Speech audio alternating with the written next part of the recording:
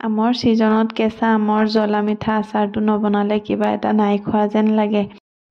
এই আচাৰটো মিঠাৰ মাজত অকমান জ্বলা, খালে একেবাৰে প্ৰাণ মুগ্ধ হৈ যায়।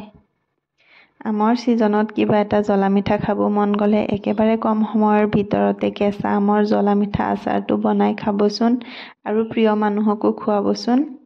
হাবিবা পাকঘৰলৈ আপোনালোক সকলোকে স্বাগতম জনাইছোঁ। প্ৰথমে মই অলপ সৰহকৈ আম লৈ লৈছোঁ আৰু আমখিনি পৰিষ্কাৰ পানীৰে ভালকৈ ধুই ল'লোঁ। তাৰে পৰা 3টা ডাঙৰ চাইজৰ আম লৈ ল'লোঁ আৰু আমৰ ওপৰৰ সেউজীয়া বাকলিখিনি গুচাই ল'লোঁ। বাকলিখিনি গুচাই এটা চাইজে আমখিনি কাটি ল'ম। এটা কথা মন কৰিব যে আমকেইটা অলপ ডাঙৰ চাইজৰ ল'ব আৰু ভিতৰৰ অংশটো পুৰঠ আৰু ডাঠ থকাটোহে ল'ব। তেতিয়া আমৰ পিচখিনি ভাঙি নাযায়। এই আমৰ জ্বলা মিঠা আচাৰটোত আমি কোনো কালাৰ ব্যৱহাৰ নকৰোঁ আৰু কোনো মছলাও ব্যৱহাৰ নকৰোঁ। আমৰ যি নেচাৰেল কালাৰটো আছে সেই কালাৰটোৱে থাকিব।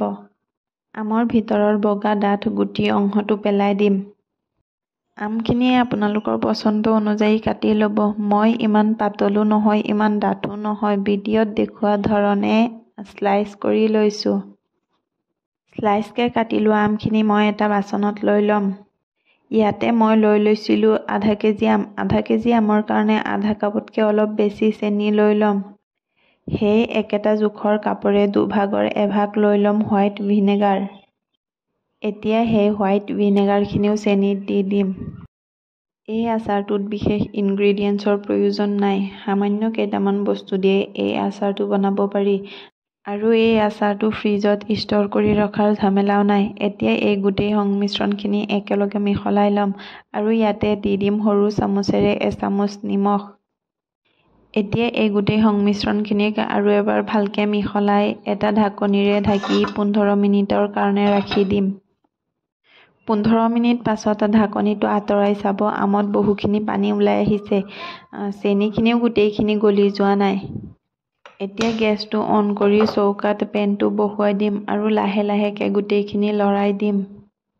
এটা কথা মন কৰিব যে গেছৰ ফ্লেমটো একেবাৰে ল' মিডিয়ামত ৰাখিব আৰু লাহেকৈ লৰাই দিব। আমৰ পৰা উঠা পানীখিনি আৰু চেনিখিনি উতল অহাৰ পিছত লাহেকৈ লৰাই দিব। এতিয়া আচাৰৰ কাৰণে মই মছলাখিনি লৈ ল'ম। মছলাৰ ভিতৰত মই লৈ ল'লোঁ সৰু চামুচেৰে আধা চামুচ জিৰা, আধা চামুচ মিঠাসচ, আধা চামুচ জৈন, আধা চামুচ ধনিয়া আৰু 2টা জলকীয়া আৰু লৈ ল'ম আধা চামুচ পাঁচফোৰণ। গোটেইখিনি সামান্য গৰম কৰি মিক্সিত আধা গুড়ি কৰি ল'ম। এতিয়া এই আধা গুড়ি কৰি লোৱা মছলাখিনি এই আমখিনিৰ ওপৰত দি দিম আৰু লাহেকৈ লৰাই দিম। এই আমৰ আচাৰটো চায়ে খাওঁ যেন লাগিছে ন? মই আগতে কৈছিলোঁ যে এই আমৰ আচাৰটো একেবাৰে কম সময়ৰ ভিতৰতে আৰু কম ইনগ্ৰিডিয়েণ্টছেৰে বনি যায় আৰু খাবলৈ বহুতে লোভনীয় হয়। আমৰ এই জ্বলা মিঠা আচাৰটো এবাৰ ট্ৰাই কৰিবচোন। যদি আপোনালোকৰ ভিডিঅ'টো ভাল লাগিছে তেতিয়া লাইক, শ্বেয়াৰ এণ্ড ছাবস্ক্ৰাইব কৰিবলৈ নাপাহৰিব। থেংকছ ফৰ ৱাচিং মাই ভিডিঅ'।